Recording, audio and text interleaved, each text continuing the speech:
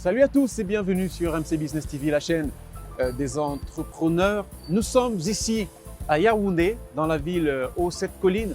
Pour ceux qui ont regardé cette émission, mardi dernier, nous étions dans les locaux de Boussole Technologies. C'est une start-up créée par le docteur Adolphe Paco qui, après ses études, n'est pas resté là à attendre l'employeur providentiel. Il s'est jeté dans l'entrepreneuriat, il a créé sa start-up sur la base d'une idée géniale, c'est-à-dire créer des prothèses pour apporter un second souffle ou plutôt une seconde chance aux personnes amputées. Nous sommes une fois de plus avec lui, cette fois-ci voilà, dans un autre cadre, pour un peu comprendre sa passion et sa dévotion pour l'entrepreneuriat et surtout ses ambitions avec sa start-up Boussole Technologies.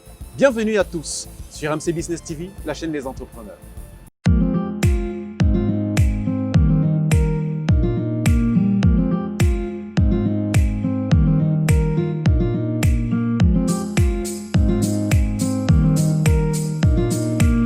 Bienvenue à tous et à chacun, deuxième partie de votre émission, Le Coin de l'entrepreneur avec Dr Adolphe Paco. Pour ceux qui ont regardé mardi dernier, nous parlions de l'entreprise Boussole Technologies qui conçoit les prothèses pour des personnes amputées du pied. Donc c'est la deuxième partie aujourd'hui, toujours avec Dr Adolphe Paco, à qui on souhaite une fois encore bienvenue sur MC Business TV. Merci, Monsieur Thierry.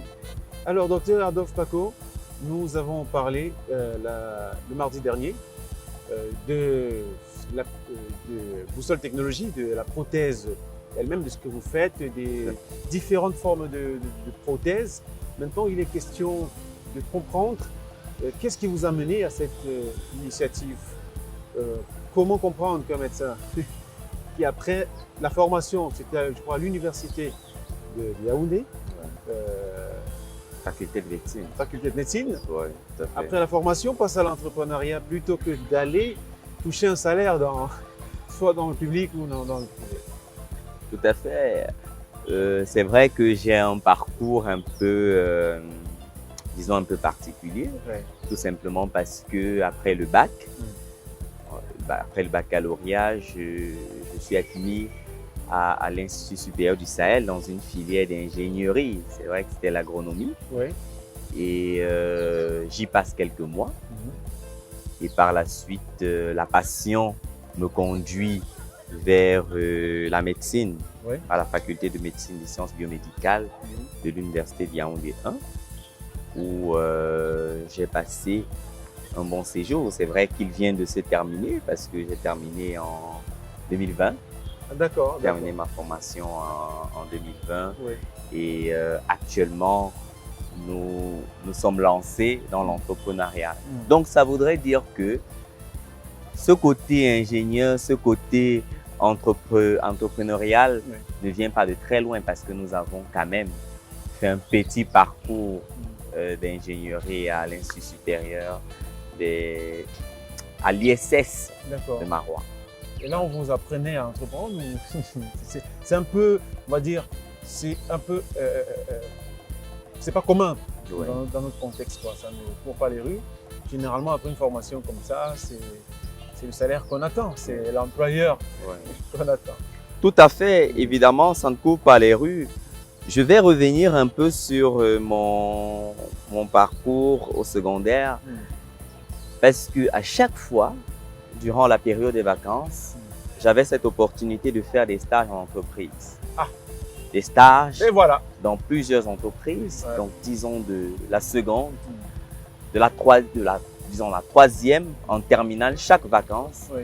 j'avais l'opportunité de faire des stages en entreprise, ce qui m'a permis de cultiver un peu mon cerveau sur le plan entrepreneurial. D'entraîner le cerveau, quoi. D'entraîner le cerveau sur le plan entrepreneurial. Et c'est pourquoi, à chaque fois que j'avais une volonté de créer quelque chose, je pensais à mettre une entreprise sur pied pour pouvoir résoudre le problème que j'avais identifié dans la société. C'est désormais chose faite avec Boussole Technologies. Vous avez dit il y a 2 jours que vous importez la matière première. Est-ce que c'est la seule difficulté que vous rencontrez actuellement? Actuellement, nous rencontrons plusieurs types de difficultés.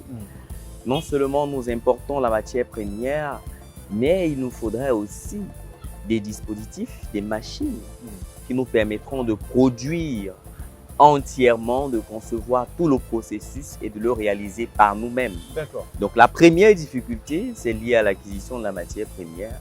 La seconde des difficultés, c'est lié à l'acquisition des machines. Et la troisième difficulté, c'est lié au pouvoir d'achat. Parce qu'il faut le noter, les personnes handicapées sont des personnes qui n'ont quasiment pas, les personnes amputées sont des personnes qui n'ont quasiment pas d'autonomie. Oui. Ça veut donc dire qu'ils n'ont pas de moyens pour pouvoir acheter ces appareillages. C'est pourquoi nous sollicitons peut-être l'accompagnement des ONG, de l'État, pour pouvoir aider, subventionner ce type d'initiative afin de rendre accessible les appareillages aux personnes amputées qui sont notre principale cible. D'accord, justement. Quels sont vos objectifs, vos projets futurs? C'est sur quoi travaillez-vous actuellement? Parce que vous n'allez pas vous arrêter à la production des prothèses pour les membres inférieurs. Quels sont vos projets? Tout à fait. Nous avons une vision plus large que ce que nous faisons actuellement. Nous souhaitons œuvrer dans le domaine de la réhabilitation et de la réadaptation des personnes handicapées. La personne handicapée, ce n'est pas seulement la personne amputée, c'est la personne toute personne ayant un handicap moteur. Nous souhaitons être une entreprise qui concevra les dispositifs de déambulation, des chaises roulantes, des déambulateurs et autres, ces éléments assez sophistiqués afin de redonner une certaine autonomie. Et aussi, nous souhaitons redonner une certaine autonomie aux personnes édentées et des personnes qui ont subi une extraction dentaire. C'est pourquoi actuellement, nous avons mis sur pied Boussole Dentaire qui travaille avec des chirurgiens dentistes afin de pouvoir réaliser des prothèses dentaires pour ces personnes qui, pour certaines, n'ont quasiment plus de dents en bouche. Du coup, il faudrait leur redonner une certaine autonomie, une certaine esthétique. Tout à fait. Parce que la dent a également ce rôle esthétique. Oui, des projets, plein de projets comme ça dans la besace, dans le sac à dos, qui nécessitent forcément, je sais pas, des financements. Est-ce que vous avez quand même, vous avez évidemment appelé à l'aide tout à l'heure en interpellant les ONG, peut-être l'accompagnement des pouvoirs publics à l'échelle africaine, mais est-ce que vous avez aussi besoin des potentiels investisseurs pour vous accompagner dans la réalisation, dans la matérialisation de tous ces projets-là? Tout à fait, tout à fait. En tant que jeune entreprise, nous avons besoin de ce type d'accompagnement, l'investissement. C'est vrai que c'est un réel défi en Afrique parce que dans nos débuts, ça n'a pas été facile. Actuellement, tout ce que nous avons mis sur pied, c'est à travers nos propres moyens. Nous n'allons pas dire que nous avons reçu une subvention. Donc, c'est quelque chose sur lequel nous travaillons et nous ambitionnons d'ici 2021 et grâce à notre organisation, réaliser une levée de fonds qui nous permettra de booster non seulement notre production, mais également d'améliorer la qualité de ce que nous produisons. D'accord. C'est intéressant de le savoir. Alors, docteur Adolphe Paco, nous sommes bientôt à la fin de cette émission, le coin de l'entrepreneur sur MC Business TV. Est-ce qu'au-delà de vos souhaits d'accompagnement, vous avez un message particulier à adresser? Au-delà de tout ce qui a été dit, nous avons plusieurs messages. Premièrement, aux personnes handicapées qui constituent notre première cible. Nous leur adressons un message d'encouragement afin que les personnes handicapées ne se découragent pas. Parce que dans notre contexte et de l'expérience que nous avons, nous nous sommes rendus compte que les personnes handicapées, et plus précisément les personnes amputées, ont perdu un certain espoir en la vie. Ouais. Donc, il est important qu'ils comprennent qu'après l'amputation, il peut avoir une autre vie.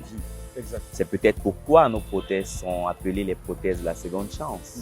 Tout simplement parce que après l'amputation, il existe l'appareillage, il existe des possibilités d'être autonome. Et secondairement, un message aux entrepreneurs tout simplement pour leur dire que l'entrepreneuriat n'est pas facile. On rencontre beaucoup de difficultés, mais à travers la ténacité et à travers la volonté, on réussit à faire ce qu'on souhaite. Oui. Donc, nous souhaitons que les futurs entrepreneurs puissent véritablement émerger aussi. En tout cas, bonne chance à Merci. Boussole Technologies.